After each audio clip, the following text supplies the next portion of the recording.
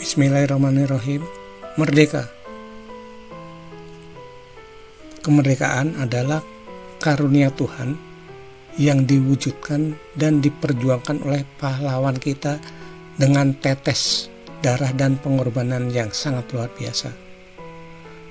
Nah, sekarang tugas kita adalah bagaimana mewujudkan cita-cita para pahlawan yang telah mengorbankan segalanya itu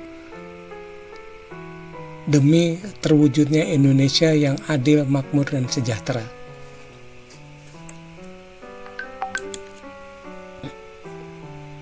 Di dalam video kali ini akan kami sampaikan 7 fakta kemerdekaan Republik Indonesia 17 Agustus 1945 yang sering kita lupakan. Mudah-mudahan dengan video ini kita menjadi manusia Indonesia yang mencintai, setia, dan mengabdi secara tulus kepada bangsa dan negara. Amin.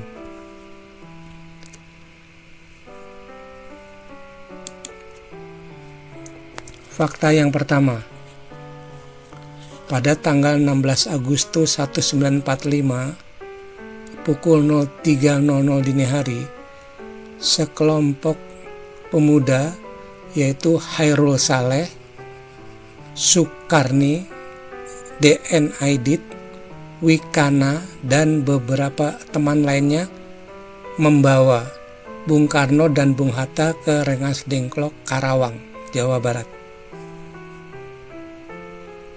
Di sana, para pemuda mendesak Bung Karno dan Bung Hatta untuk segera mengumumkan kemerdekaan Indonesia secepatnya dalam rangka memanfaatkan momentum menyerahnya Jepang dari sekutu pada tanggal 14 Agustus 1945. Lalu pada tanggal 16 Agustus 1945 malam harinya, Bung Karno dan Bung Hatta dikembalikan ke Jakarta, di mana Bung Karno dikembalikan ke rumah yang dihibahkan oleh Faraj bin Said bin Awad Martak yang terletak di Jalan Pegangsaan Timur nomor 56 Jakarta.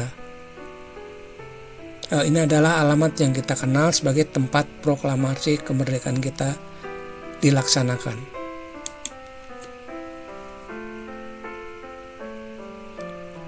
Nah, di sini kita lihat betapa para founding father kita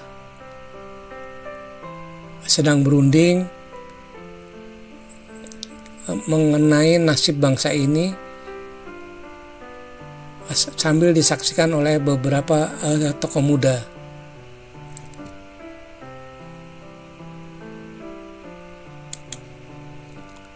Lalu fakta yang kedua, proklamasi kemerdekaan Indonesia.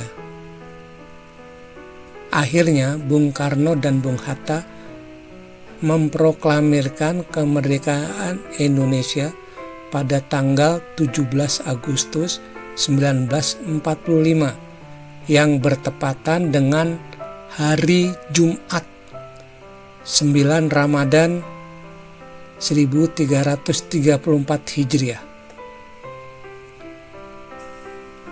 Pemilihan tanggal 17 Agustus 1945 yang bertepatan dengan hari Jumat 9 Ramadan 1334 Hijriah ini tidak terlepas dari religiusitas Bung Karno yang pernah menjadi murid HOS Cokro Aminoto, seorang ulama besar Indonesia.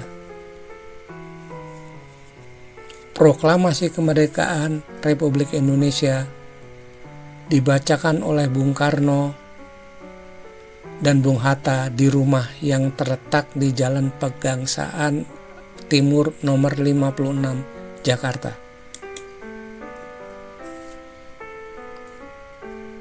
Nah, di sini kita lihat suasana pembacaan proklamasi kemerdekaan Indonesia yang dilangsungkan pada hari Jumat sekitar jam 10 pagi.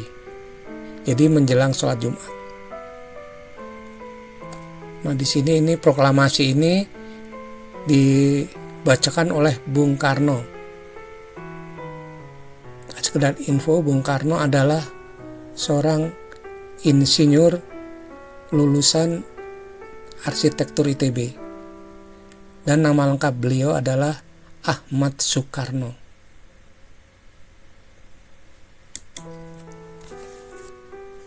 Nah, ini adalah bunyi teks proklamasi yang dibacakan oleh Bung Karno, yaitu, kami bangsa Indonesia dengan ini menyatakan kemerdekaan Indonesia. Hal-hal yang mengenai pemindahan kekuasaan dan lain-lain diselenggarakan dengan cara seksama dan dalam tempo yang sesingkat-singkatnya. Jakarta, hari 17 bulan 8 tahun 45, atas nama bangsa Indonesia, Soekarno-Hatta. Nah, lalu di naskah ini ditandatangani oleh Bung Karno dan Bung Hatta.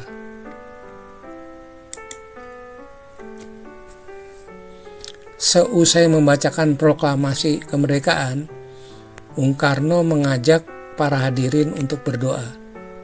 Berdoa agar negara ini diselamatkan dari pihak-pihak yang tidak menginginkan Indonesia merdeka, dan berdoa agar negara ini diridhoi dan diberkahi oleh Tuhan Yang Maha Esa. Nah, lalu fakta yang ketiga, ini ada beberapa fakta di balik proklamasi 1945. Yang pertama, Ibu Fatmawati.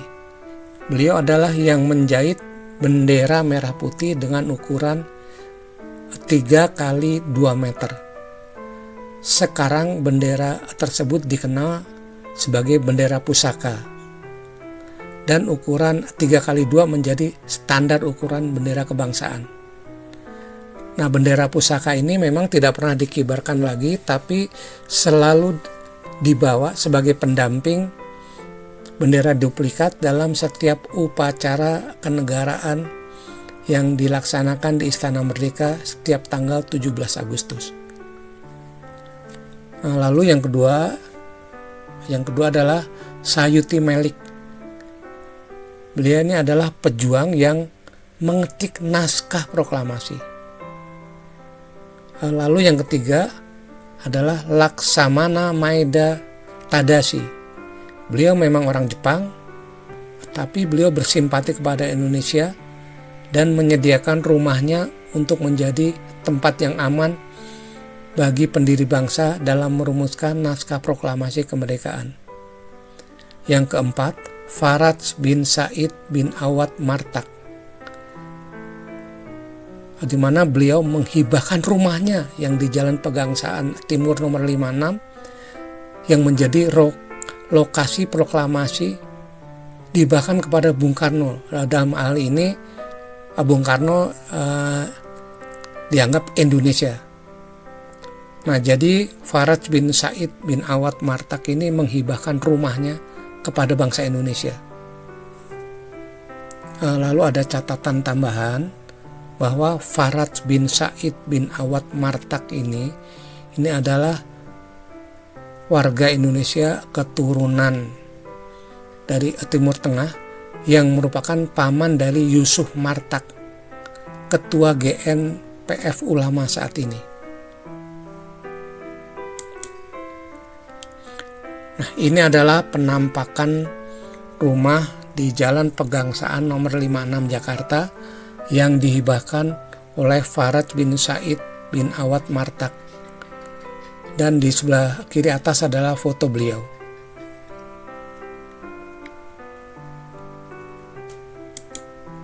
Nah, lalu yang keempat, Fakta keempat ini adalah mengenai 7 negara yang mengakui kemerdekaan Indonesia untuk pertama. Yang pertama-tama, yaitu yang pertama adalah Palestina. Palestina melalui Mufti Agungnya yaitu Syekh Muhammad Amin Al-Husaini mengakui kemerdekaan Indonesia sejak Indonesia belum merdeka, yaitu 6 September 1944. Jadi sangat luar biasa. Jadi Palestina mengakui kemerdekaan Indonesia bahkan sebelum Indonesia merdeka. Karena bagi Palestina, Indonesia adalah saudara mereka. Lalu negara kedua yang mengakui kemerdekaan Indonesia secara de facto adalah Mesir, di mana Mesir mengakui kemerdekaan Indonesia pada tanggal 22 Maret 1946. Lalu yang ketiga adalah Arab Saudi yang mengakui kemerdekaan Indonesia pada tanggal 18 November 1946. Yang keempat adalah Suriah yang mengakui kemerdekaan Indonesia sejak 1947. Yang kelima adalah Vatikan yang mengakui kemerdekaan Indonesia sejak 6 Juli 1947. Yang keenam adalah Lebanon yang mengakui kemerdekaan Indonesia sejak 29 Juli 1947. Yang ketujuh adalah Yaman mengakui kemerdekaan Indonesia sejak 3 Mei 1948. Catatan, Palestina saat itu masih sebagai wilayah protektoriat Inggris yang dipimpin oleh seorang mufti agung yang bernama Syekh Muhammad Amin Al-Husaini.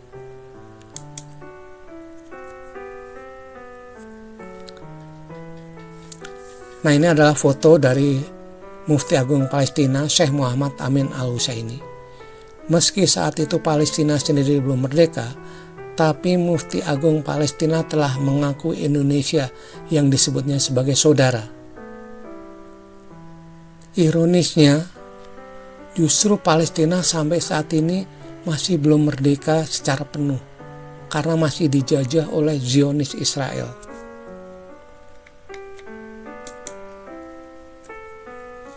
Lalu fakta yang kelima, dukungan organisasi mancanegara. Yang pertama, organisasi buruh pelabuhan di Australia dan India mendukung kemerdekaan Indonesia dengan cara menolak melayani kapal-kapal sekutu yang menuju Indonesia. Yang kedua, Ikhwanul Muslimin yang dipimpin oleh Hasan Al-Banna mendukung Indonesia dengan cara mendemo kedutaan besar Belanda dan melakukan gangguan terhadap kapal-kapal perang sekutu yang melewati terusan Suez untuk menuju Indonesia. Lalu pada tahun 1947, Haji Agus Salim dan Sultan Syahrir bersilaturahmi dengan Hasan Al-Banna untuk menyampaikan terima kasih atas dukungan Ikhwanul Muslimin kepada perjuangan dan kemerdekaan rakyat Indonesia. Yang ketiga, dukungan dari organisasi mancanegara lainnya. Nah, ini adalah foto pertemuan antara Hasan Al-Banna dengan Kiai Haji Agus Salim. Sedangkan ini adalah foto pertemuan Hasan Al-Banna dengan Sultan Syahrir.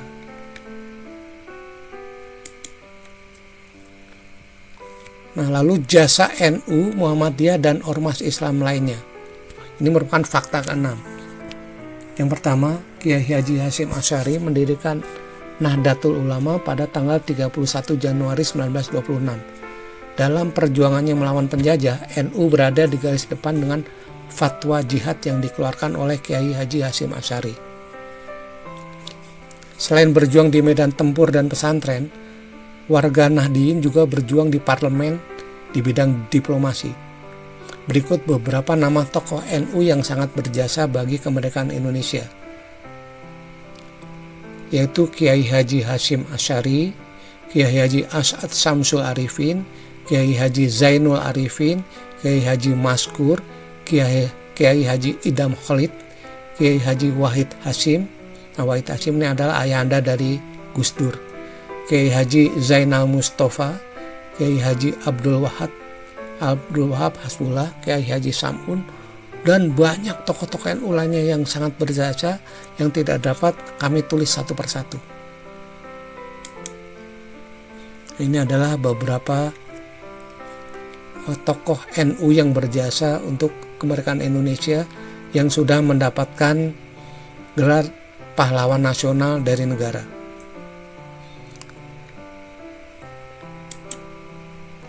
Lalu yang kedua, Muhammadiyah yang didirikan oleh Kiai Haji Ahmad Dahlan pada tanggal 18 November 1912 di Yogyakarta. Lahan perjuangan utamanya adalah pendidikan, politik, dan diplomasi. Meski demikian, Muhammadiyah juga berjasa besar dalam perjuangan bersenjata. Jenderal Sudirman, Laskar Hizbullah, dan Tentara Peta adalah bukti peran signifikan Muhammadiyah di bidang perjuangan bersenjata. Berikut beberapa nama tokoh Muhammadiyah yang berjasa bagi kemerdekaan Indonesia. Yang pertama, Bung Karno. Yang kedua, Jenderal Sudirman. Yang ketiga, Kasman Singodimedjo. Yang keempat, Insinyur Juanda. Yang kelima, Buya Hamka. Yang keenam, Kiai Haji Ahmad Dahlan. Yang ketujuh, Ki Bagus Hadikusumo. Yang kedelapan, Gatot Mangku Projo. Yang kesembilan, Ibu Fatmawati Soekarno. Yang ke-10, Siti Walidah. Dan masih banyak tokoh Muhammadiyah lain yang berperan penting untuk kemerdekaan Indonesia yang tidak dapat kami sebutkan satu persatu. Nah, lalu di sini ini beberapa foto tokoh Muhammadiyah yang merupakan pejuang bangsa yang sudah mendapatkan gelar sebagai pahlawan nasional oleh pemerintah Republik Indonesia. Nah, ini adalah dua guru bangsa, yaitu Kiai Haji Ahmad Dahlan, pendiri Muhammadiyah, dan Kiai Haji Hashim Asy'ari, pendiri Nahdlatul Ulama. Nah, yang ketiga, selain NU dan Muhammadiyah, beberapa ormas Islam juga bergerak untuk mendukung kemerdekaan Indonesia, antara lain Partai Arab Indonesia yang didirikan oleh A.R. Baswedan pada tahun 1934. Al-Wasliyah yang didirikan di Medan pada tahun 1930 oleh Muhammad Arsyad Talib Lubis, Ismail Banda, dan Abdurrahman Shihab. Lalu Jamiat Khair yang didirikan di Jakarta pada tahun 1901 oleh Idrus bin Ahmad Shahab. Lalu Al-Irsyad yang didirikan 1914 oleh Ahmad Surkati. Lalu Syariat Dagang Islam yang akhirnya berubah menjadi Syarikat Islam didirikan oleh Kiai Haji HOS Cokro Aminoto pada tahun 1911 di Solo, dan ratusan ormas Islam lainnya yang tak tercatat di sini tapi sangat besar jasanya untuk kemerdekaan Indonesia. Nah, ini adalah beberapa bendera atau lambang dari organisasi-organisasi Islam yang mendukung kemerdekaan Indonesia. Di antaranya Jamiat Khair, Syarikat Islam, Al-Wasliyah, Al-Irsyad, dan lain-lain. Nah, ini adalah foto para pengurus Partai Arab Indonesia yang didirikan oleh A.R. Baswedan, yaitu ayahanda dari Anies Baswedan, mantan gubernur DKI Jakarta. Dan ini adalah foto Laskar Hizbullah, laskar Islam yang dibentuk oleh NU dan Muhammadiyah, yang walaupun minim persenjataan tapi mereka memiliki semangat yang luar biasa untuk mempertahankan kemerdekaan Indonesia. Nah, ini adalah foto beberapa pimpinan pejuang, di antaranya Kiai Haji Maskur yang dikenal sebagai Komandan Sabilillah. Nah, yang berjasa bukan hanya Islam, yang kelompok minoritas juga, diantaranya yang pertama yaitu yang Nasrani, yaitu yang Kristen dan Katolik. Diantaranya adalah TB Simatupang, lalu Agustinus Adi Sucipto, Slamet Riyadi, Jamin Ginting, Yosudarso, D.I. Panjaitan, J. Laimena, A. Sugiya Pranata, dan masih banyak yang lainnya. Lalu dari agama Buddha adalah Jenderal Gatot Subroto, Brigjen Sumantri MS, dan masih banyak lagi yang lainnya. Lalu dari agama Hindu adalah I Ketut Puja, I Gusti Ngurah Rai, I Anak Agung Gede Agung, dan masih banyak lainnya. Lalu dari etnis Tionghoa juga banyak, diantaranya adalah John Lee, yang merupakan perwira Angkatan Laut Republik Indonesia. Lalu Lee Eng Hock, jurnalis. So Bun Seng, yang ikut bergerilya di Sumatera Barat. Chia Giok Tuam, yang ikut bertempur di Jawa Timur. Ferry Si King Lien, yang ikut bertempur di Solo. Ong Chong Bing, dokter militer di Solo, dan masih banyak lagi yang tidak tercatat oleh kami di sini. Yang kelima, etnis Arab, yaitu Al-Habib Ali Al-Habsyi, yang merupakan ulama besar Kuitang, Jakarta. Lalu Al-Habib Hussein Mutahar, pencipta lagu kebangsaan. Al-Habib Idrus Al-Jufri, penggagas bendera merah putih. Al-Habib Ahmad Assegaf, sastrawan pejuang. A.R. Baswedan, politikus anggota BPU PKI. Al-Habib Syarif Sultan Abdul Hamid II, yang merupakan perancang lambang Garuda dan beberapa simbol-simbol Indonesia lainnya.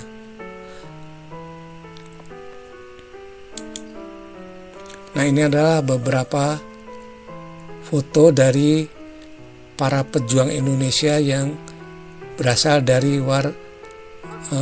umat Kristiani. Nah, ini adalah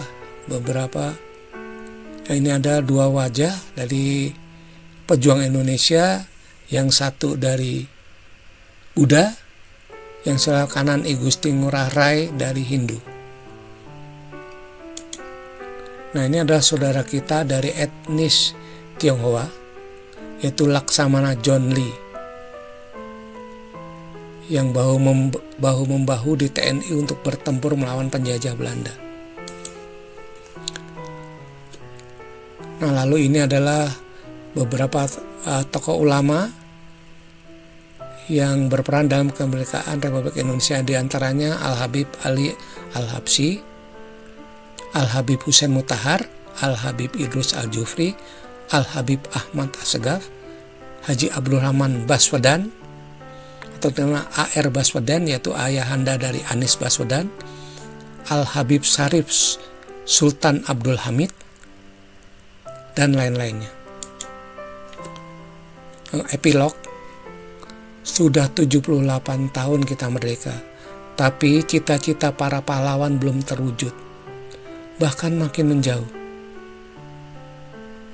Hindari diktator mayoritas dan cegah tirani minoritas demi mewujudkan cita-cita kemerdekaan, yaitu kesejahteraan dan keadilan bagi seluruh rakyat Indonesia. Hidup merdeka di tanah air yang kaya adalah anugerah Tuhan. Membiarkan rakyat ditindas kemiskinan dan ketidakadilan adalah pengkhianatan terhadap para pahlawan yang telah mengorbankan segalanya untuk merebut kemerdekaan. Mari kita jaga Republik tercinta ini. Merdeka!